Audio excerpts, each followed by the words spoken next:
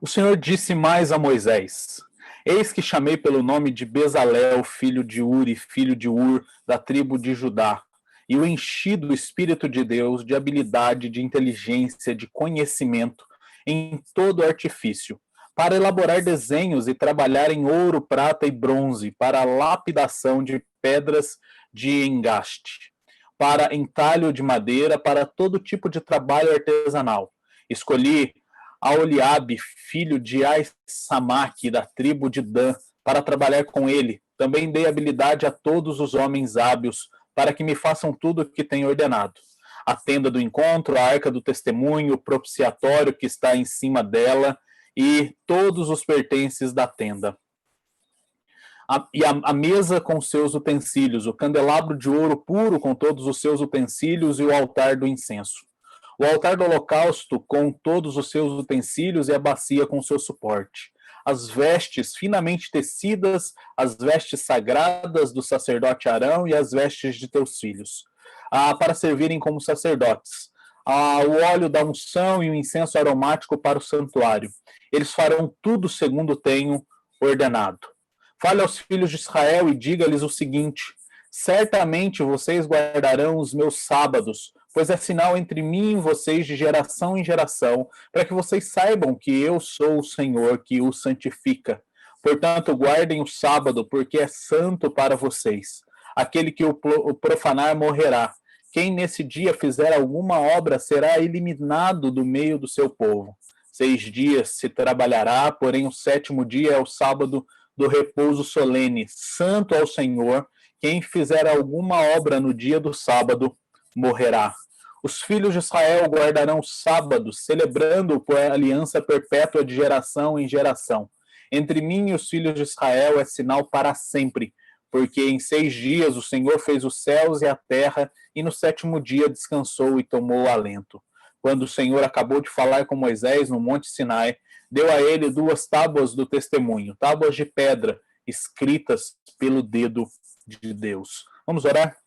Senhor, nós te agradecemos pela tua providência, nós te agradecemos, Senhor, pela graça que o Senhor nos concede de podermos nessa manhã nos reunirmos para estudarmos a tua palavra, para dedicarmos tempo ao Senhor e pedimos a ti, Pai, que tenha misericórdia de nós, que possamos, ao olharmos para a tua palavra nessa manhã, possamos buscar, ó Pai, a disposição para nos dedicarmos a Ti, para obedecermos a Tua palavra, e que sejamos movidos pelo Seu Santo Espírito para vivermos dia após dia em santidade, de acordo com a Tua soberana vontade.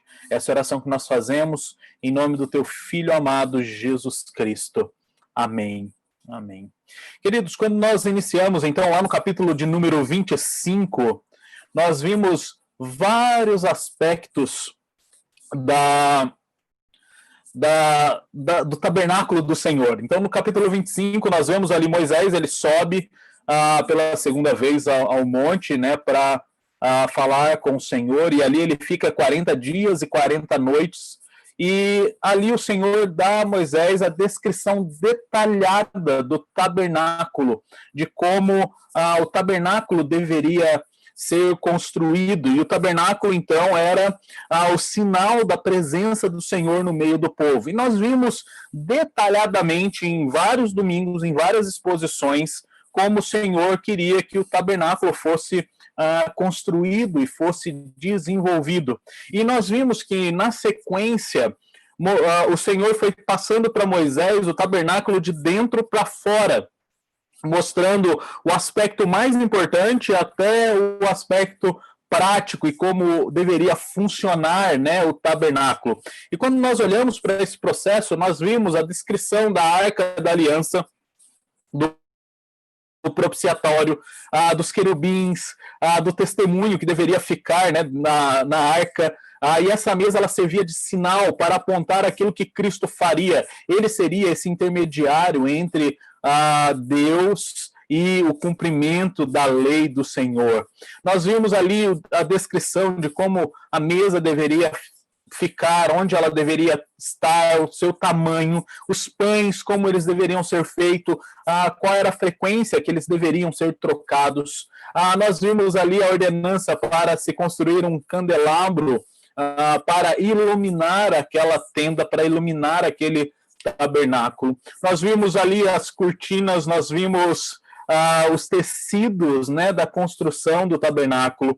Vimos o átrio, né, a parte externa do tabernáculo, mostrando ali o altar, mostrando o fogo. Vimos a descrição da roupa do sacerdote. Vimos qual era a função deles e como eles deveriam servir ao Senhor e trabalhar. E vimos detalhadamente também a ordenação dos sacerdotes, né? E vimos que todos esses atos, todos esses símbolos, eles apontam para Cristo, eles apontam para o nosso Senhor e mostram como o Senhor Jesus Cristo cumpriu todos estes itens, todos esses quesitos de maneira eficiente, de maneira eficaz e última, sendo então em Cristo, tendo então em Cristo tanto o Cordeiro Santo que derrama o seu sangue para fazer expiação do pecado do povo, quanto o sacerdote que é para sempre, como nós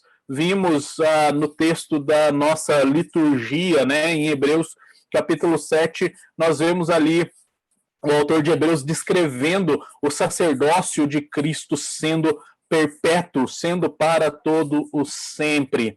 E aqui nós chegamos no capítulo, então, de número 31, encerrando essa trajetória que começamos no capítulo 25, e aqui o Senhor trata de dois temas que, numa primeira leitura, eles podem parecer meio totalmente distintos, né? Ele está falando do chamado de dois homens para produzir os itens que ele havia acabado de descrever, e depois ele vai relembrar o quarto mandamento.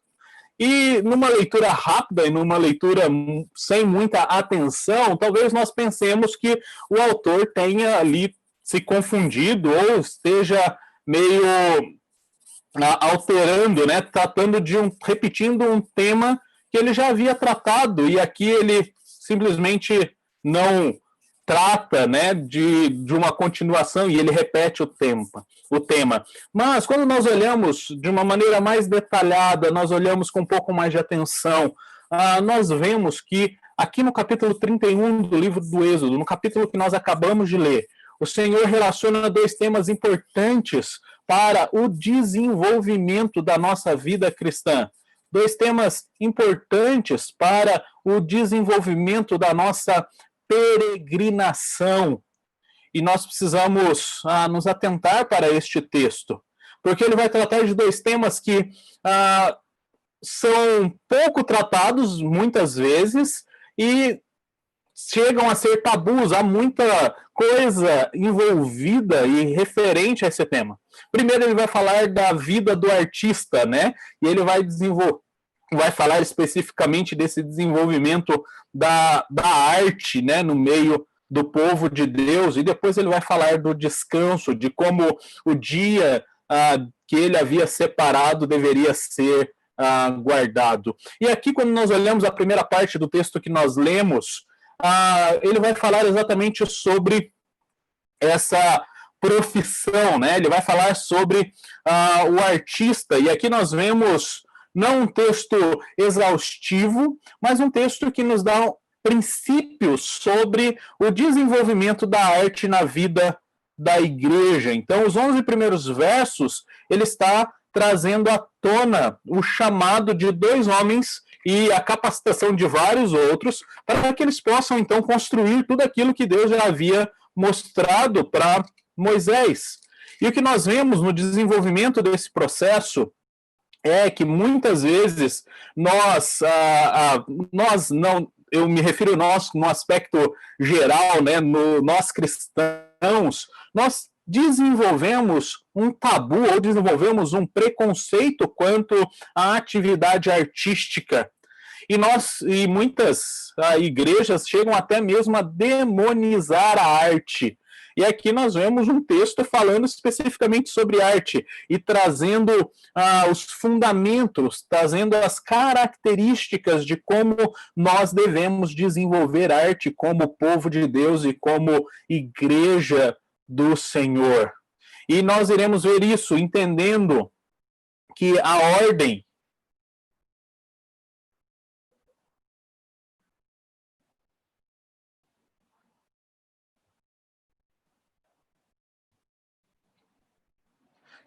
do Senhor aqui travou, meus irmãos, só. Pronto, voltou.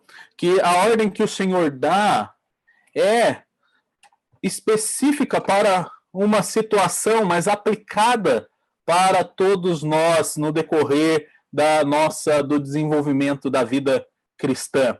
E nós vemos que o primeiro aspecto é que o Senhor, ele separa e capacita um artista aqui, dois, na verdade, e ele os capacita para fazer um trabalho especial.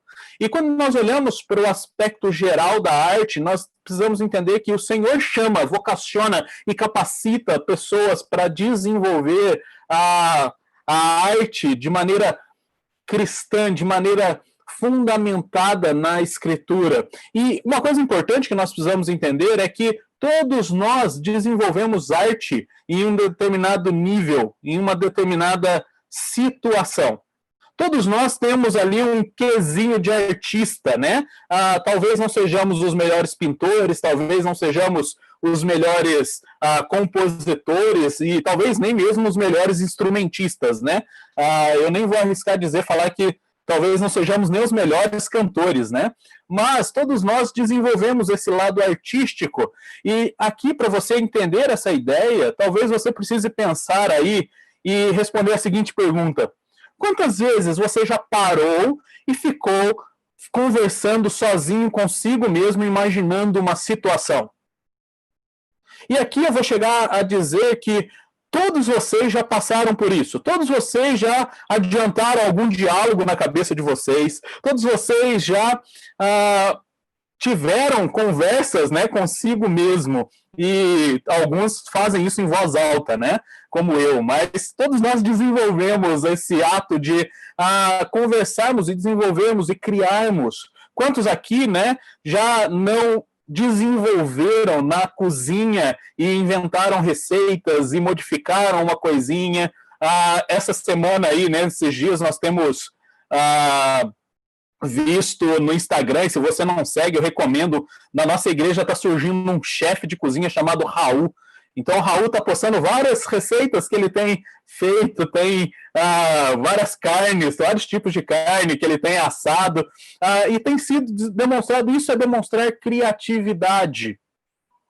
E nós fazemos isso constantemente, porque o Deus que nós servimos, o Deus que nos criou, ele é artista.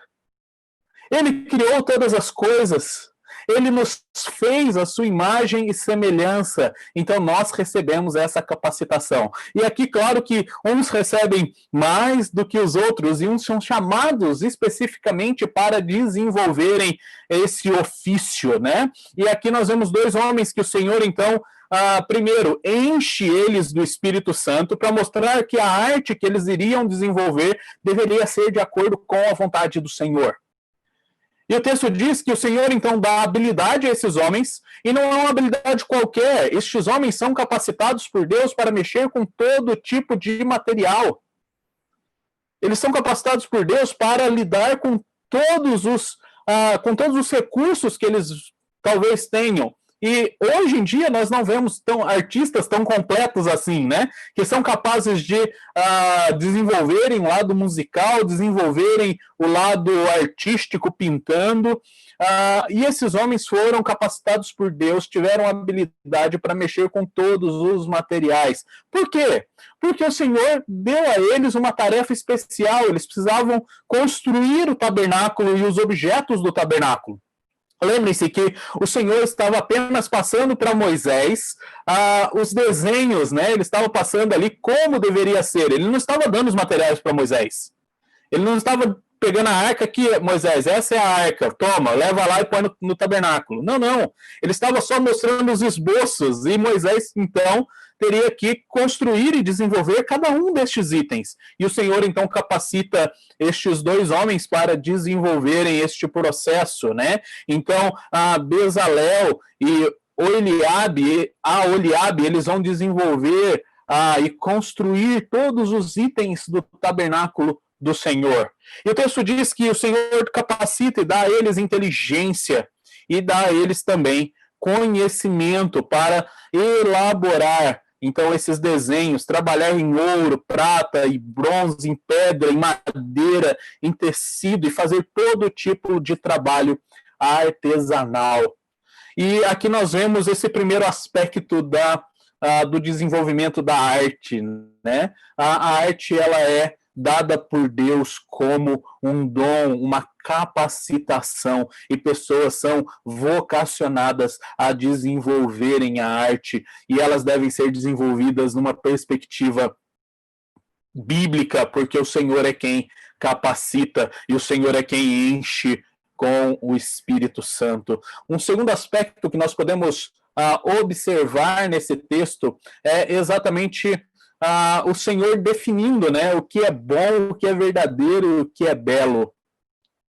Desde o capítulo 25, o Senhor vem mostrando como deveriam ser construídos todos os itens do tabernáculo. E o Senhor, ele vai estabelecer as cores, ele vai estabelecer o material, ele vai estabelecer a forma, exatamente para definir que o padrão é ele quem dá. O Senhor mostra que todas aquelas coisas eram boas para que o relacionamento com o povo pudesse se desenvolver. O Senhor mostra que todo aquele aspecto era verdadeiro porque estava baseado na sua palavra. E belo porque ele usa os materiais para compor os seus itens, sendo os melhores materiais, os materiais que iriam trazer, então, destaque e beleza. Então, quando nós olhamos para a arte, nós precisamos apreciar a arte também numa perspectiva bíblica, entendendo que o Senhor é quem estabelece o que é bom, o que é verdadeiro e o que é belo. É o Senhor quem traça esse fundamento sobre o qual nós iremos desenvolver o nosso relacionamento com o meio artístico. E aqui nós podemos parar e pensar um pouco, né? Há um livro sobre o tema que eu indico para vocês, do Francis Schaeffer. Ele vai desenvolver a ideia dos períodos, né? Como a história é marcada pela arte e os períodos, como eles se relacionam, e ele vai fazer isso mostrando como a Bíblia e Deus, ele está em todo esse processo e deve ser reconhecido em todo esse processo. Então, no livro Como Viveremos, Schaeffer, ele vai demonstrar esse relacionamento entre a arte e o cristianismo, entre a arte e a escritura. E há um outro livro também de uma discípula de Francis Schaeffer, Nancy Pierce, que ela escreveu um livro chamado Salvando Leonardo. Este livro, ele também vai desenvolver esse relacionamento entre o aspecto cristão e o aspecto artístico, e como os dois devem se relacionar, tendo Deus como padrão, tendo Deus como base e fundamento para o desenvolvimento da arte. E, por último, aqui nós entendemos um aspecto do desenvolvimento desse chamado especial, né, de Bezalel e de Aholiabe. Eles são, então, chamados para desenvolver todos esses itens para a glória do Senhor. Aí você vai olhar e falar, pastor, mas aqui eu não estou vendo nada relacionado e falando que era para a glória de Deus. Meus irmãos, essa é a conclusão que este texto nos mostra, porque a glória de Deus seria vista no tabernáculo, e eles iriam construir o tabernáculo. Então, tudo que eles fizessem era para que o Senhor fosse visto, para que a glória do Senhor fosse admirada e vista pelo povo. Tudo que eles, então, desenvolvessem deveria ser para a glória de Deus. E quando nós pensamos hoje, tudo aquilo que nós desenvolvemos no aspecto artístico, nós devemos fazer com este princípio, nós devemos fazer para a glória de Deus.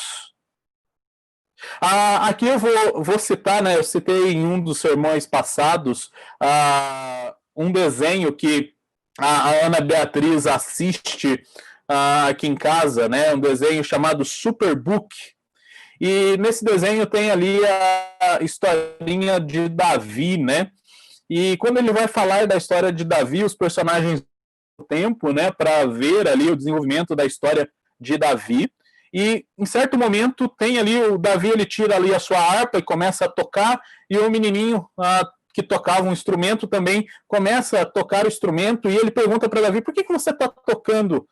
Por que você toca esse instrumento tão bem? Como que você faz isso? E a resposta que Davi dá é, eu faço para a glória de Deus.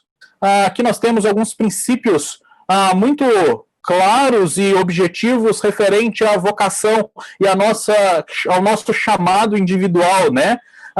O Senhor é quem nos dá dons, o Senhor é quem nos capacita, o Senhor é quem nos enche de habilidade, de inteligência, de conhecimento.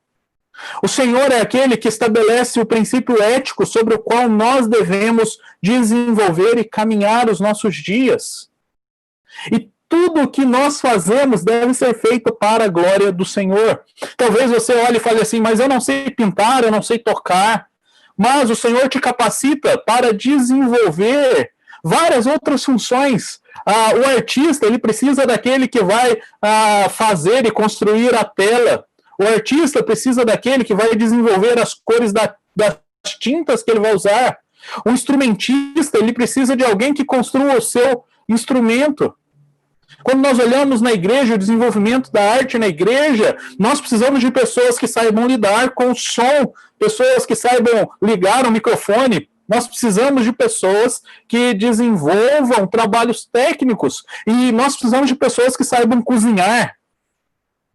Nós desenvolvemos arte em todos os aspectos da nossa vida porque essa é uma das nossas características como criados à imagem e semelhança de Deus.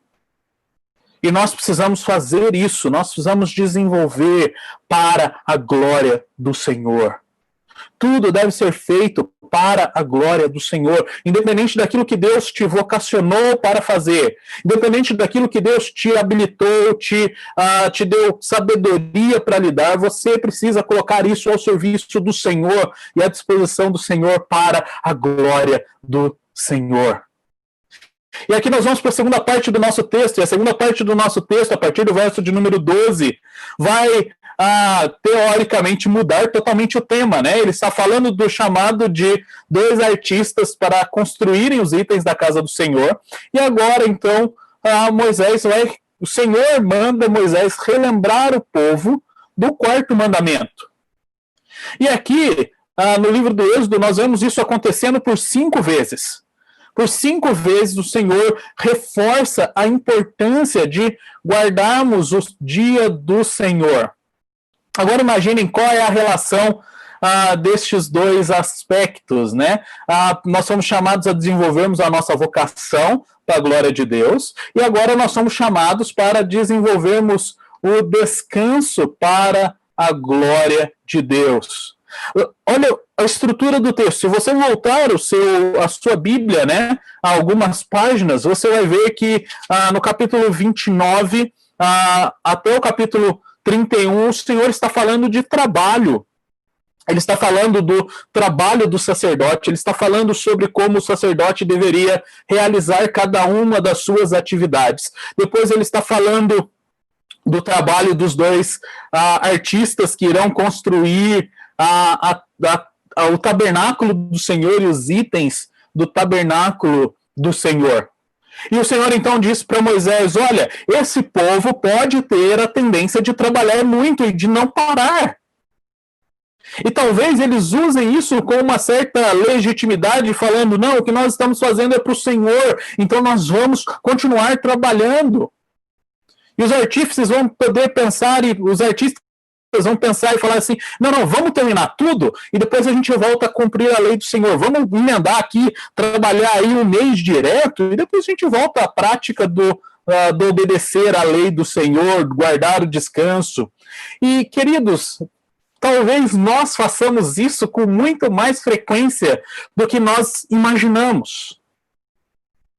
Muitas vezes nós colocamos o nosso trabalho e dizemos que usamos a legitimidade do nosso trabalho exatamente para nos enchermos de atividades e desenvolvermos, e nós olhamos e paramos e eu descanso depois, vamos terminar isso, depois que eu terminar eu descanso, depois que eu terminar eu descanso. E eu não sei você, eu tenho a tendência de fazer isso, né? E muitas vezes eu me pego nessa mesma frase, né? Não, eu vou fazer isso aqui, a hora que eu terminar isso aqui eu descanso. E vamos emendando, né? Vamos trabalhando. E eu coloco, não, mas isso aqui é para a igreja, não, mas isso aqui é para Deus, não, mas isso aqui é serviço do reino.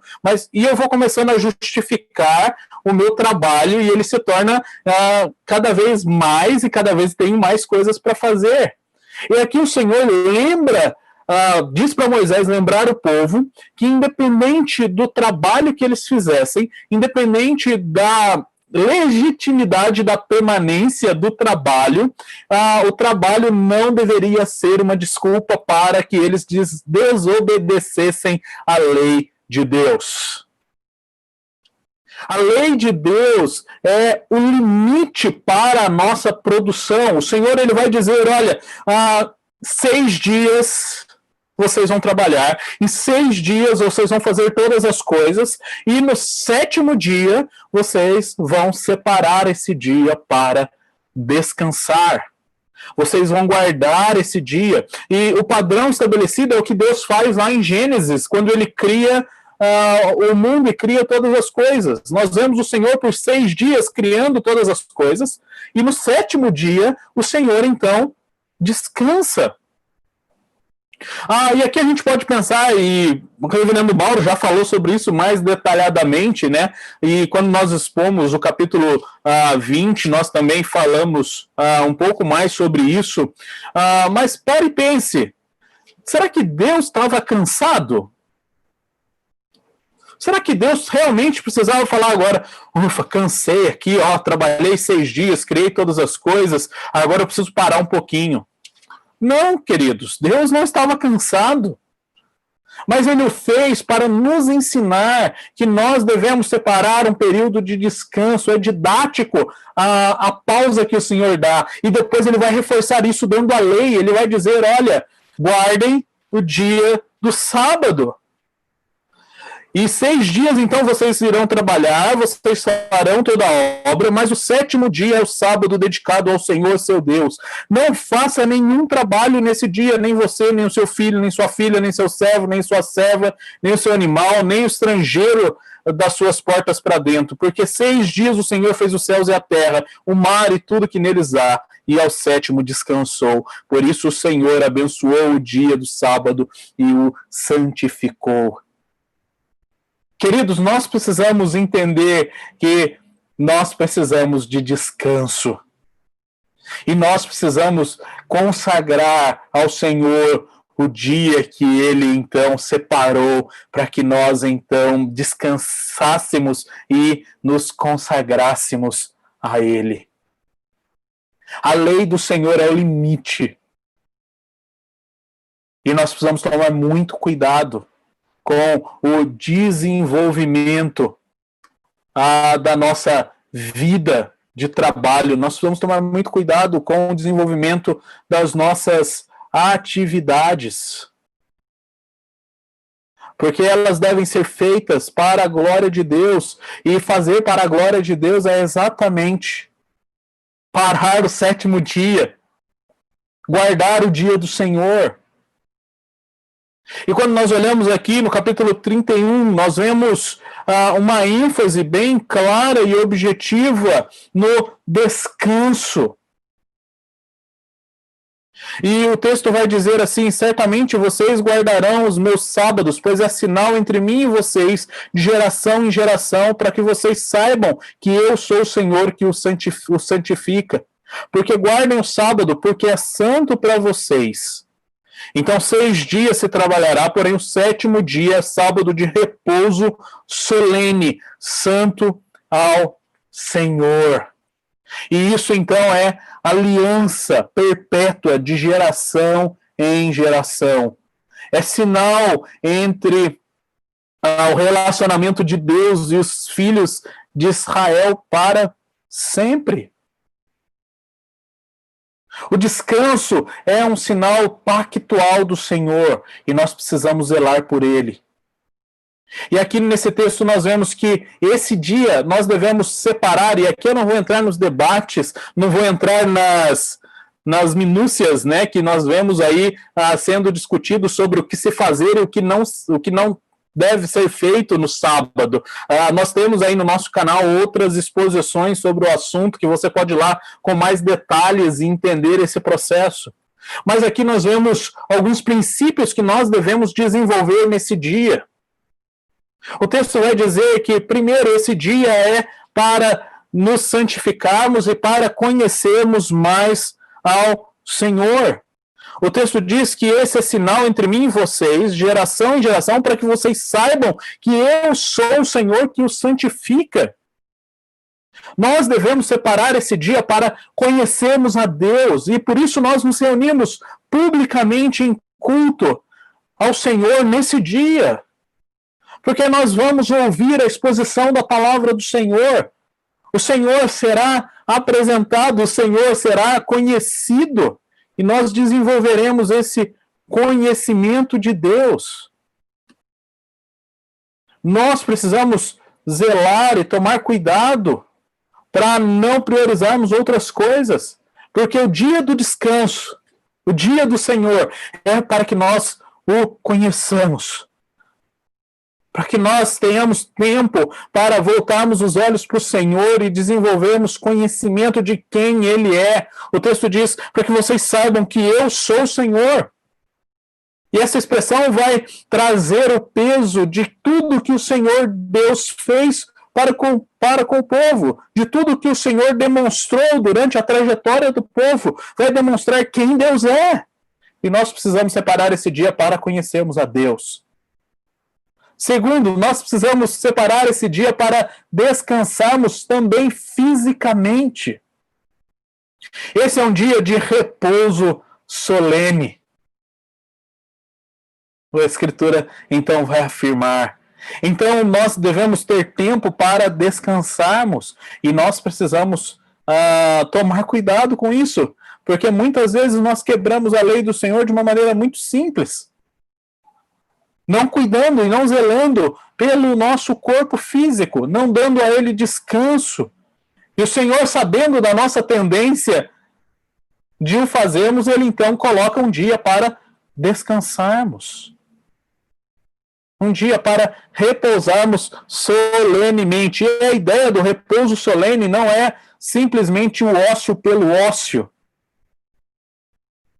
Mas é um dia que nós deixaremos as nossas atividades regulares e então descansaremos. Um dia que nós teremos um período mais livre, um período no qual nós não iremos nos ocupar com trabalho ou com outras coisas que irão consumir de nós. Por isso, nesse dia não há um problema de você tirar a sua siestazinha, né? Alguns fazem do dia quase uma noite, também não seria essa a ideia. Então nós temos que descansar o corpo, porque o Senhor, então, ele nos dá essa oportunidade no 7º dia, depois de um tempo de trabalho. Mas esse dia também é para testemunharmos. E como que nós testemunhamos guardando o domingo? Nós testemunhamos através da obediência à lei do Senhor. Nós testemunhamos mostrando que a nossa prioridade é servir a Deus. Que a nossa prioridade é fazer aquilo que o Senhor ordenou que nós fizéssemos. Então, se você emenda aí, como o mundo tem exigido, né, 24/7, você está mostrando que a sua prioridade não está no Senhor. Que a sua prioridade não é obedecer à lei de Deus.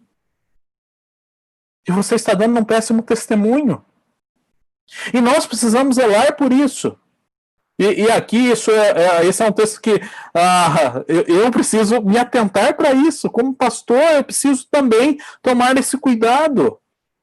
Nós testemunhamos porque nesse dia nós devemos, então, realizar, né, a nossa confissão de fé vai dizer, né, que nesse dia nós, então, realizamos obras de misericórdia, atendemos aos necessitados. Isso é testemunhar da graça do Senhor. E nós precisaríamos desenvolver cada vez mais estes aspectos na nossa caminhada cristã. Então, queridos, desenvolva o descanso para a glória de Deus. Use esse dia para que o Senhor seja glorificado, para que você tenha tempo para conhecê-lo, para que você tenha tempo para descansar o seu corpo e para que você tenha tempo para testemunhar a respeito das obras de Deus. E aqui nós temos o grande exemplo disso, né? Cristo Jesus. Ontem, na nossa devocional aqui em casa, nós lemos João, lá no capítulo 4, no qual João ele enfatiza a ideia de que o Senhor chega a Jerusalém, né? Capítulo 5, uma das festas de Jerusalém, ele sobe para Jerusalém e ali ele fica perto do tanque de Betesda, né? E ali aquele tanque, de tempos em tempos, alguém ao entrar naquelas águas era curado. E o texto diz que o Senhor viu ali um paralítico que estava ali há 38 anos. E ele nunca conseguia entrar na água, porque não tinha quem o ajudasse. E ele não conseguia, então, entrar a tempo para ser curado. E o Senhor, então, olha para aquele paralítico e pergunta, você quer ser curado? E ele responde, sim. Então o Senhor diz, então levanta e anda. Pega a sua maca e anda. E ele o faz. E o texto deixa bem claro, e ele enfatiza. E Cristo havia feito isso no dia do sábado.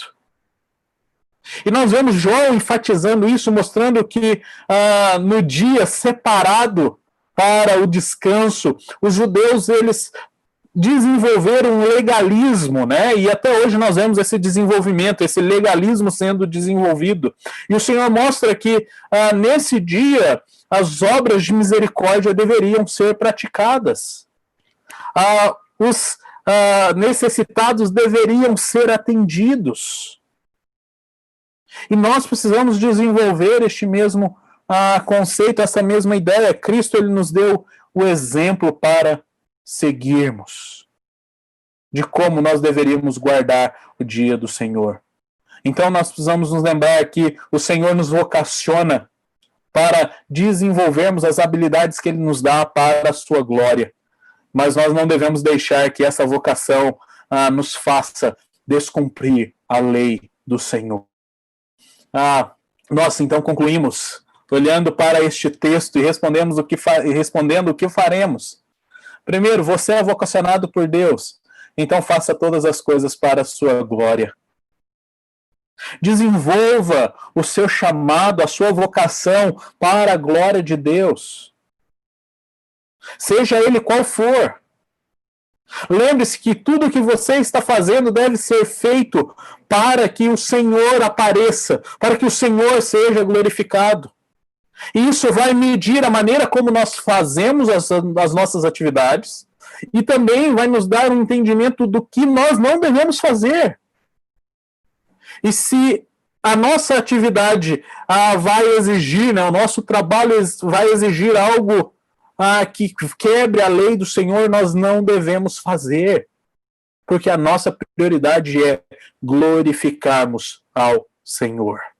Segundo, desenvolvamos, né? Nós devemos desenvolver nossa criatividade para proclamarmos o nome de Deus. Se Deus tem te capacitado artisticamente, produza para o Senhor. Desenvolva a arte com uma cosmovisão cristã, com uma cosmovisão bíblica, orientado pelo Senhor com o objetivo de proclamar o nome de Deus. Nós vemos hoje muitas produções artísticas, né, sendo feitas que se dizem, auto se denominam evangélicas e cristãs, mas que de Cristo e de Evangelho não tem nada. E quando nós olhamos para a Escritura, nós vemos que devemos desenvolver todas essas coisas para que o nome do Senhor seja proclamado, não o meu nome, não o seu nome, não a sua habilidade, mas o Senhor. Em terceiro lugar, estabeleça suas prioridades. E a principal prioridade que você deve estabelecer na sua vida é o Senhor e a obediência ao Senhor. Então, lembre-se disso. Lembre-se que o seu trabalho não deve quebrar a lei do Senhor, não deve quebrar o quarto mandamento. Lembre-se que a sua vocação não deve quebrar o 10º mandamento, o 9º mandamento. O seu trabalho, a sua vocação não deve quebrar o 5º mandamento. O seu trabalho não deve quebrar, né? Se você é um artista e produz obras, o seu trabalho não deve quebrar o 2º mandamento.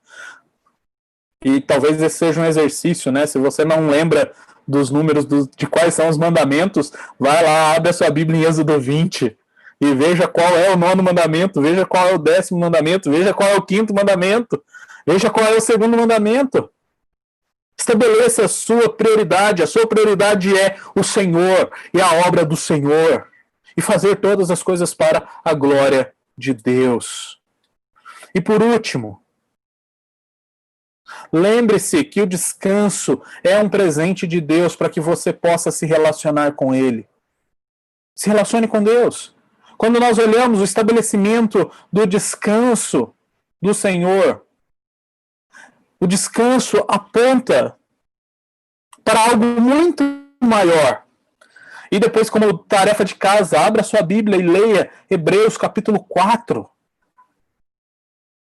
Lá o autor de Hebreus está falando de um descanso eterno. Ele está falando de passarmos a eternidade na presença do Senhor. Então, tome o dia do descanso como um presente de Deus e se relacione com o Senhor. Desenvolva relacionamento com Deus, e você faz isso através da comunhão com os irmãos, você faz isso através do culto público. Nós estamos, neste momento, agora impedidos de cultuarmos publicamente ao Senhor, mas nós podemos, nesse dia, e temos feito isso, separarmos o nosso tempo para fazermos o nosso culto doméstico, familiar, para fazermos e ouvirmos a exposição da palavra do Senhor. Então, priorize isso na sua vida, querido. Mas se lembre que esse dia não é um dia para que você foque em você, mas é um dia que você foque no Senhor. Que você faça as coisas para o Senhor, para a glória de Deus. Não se perca nos seus afazeres, não se perca nas suas atividades. Tenha disposição de voltar os olhos constantemente para o Senhor. Porque isso tudo que nós experimentamos é apenas um gostinho daquilo que nós passaremos a eternidade experimentando. E isso graças ao Senhor Jesus Cristo. Que o Senhor nos abençoe, que o Senhor nos capacite para vivermos de acordo com a sua vontade